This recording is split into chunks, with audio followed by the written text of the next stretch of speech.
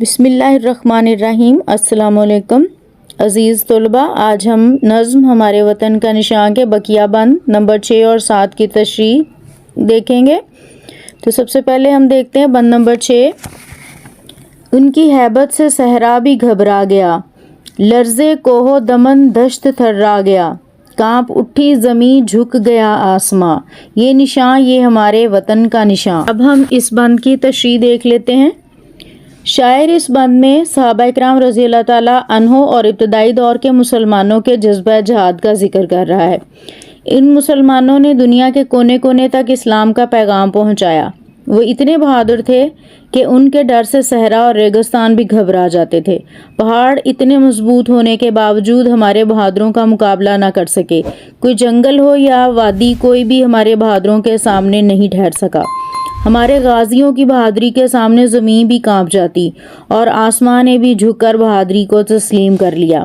ان کے ارادے ایسے اٹل تھے کہ دوران جہاد سمندر بھی سامنے آتا، وہ اپنے گھوڑے اس سمندر میں ڈال دیتے اور اللہ کے حکم سے پار اتر جاتے تھے۔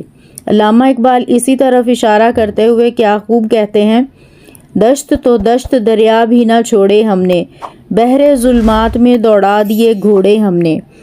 یہ ہمارا وطن اور اس کا پرچم ایسے ہی ان بہادروں کی نشانی ہے۔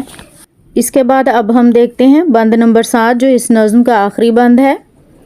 یہ ہمیشہ یوں ہی لہلہاتا رہے، جگمگاتا رہے، ذو دکھاتا رہے، یہ ابد تک رہے گا یوں ہی ذو فشاں۔ یہ نشان، یہ ہمارے وطن کا نشان۔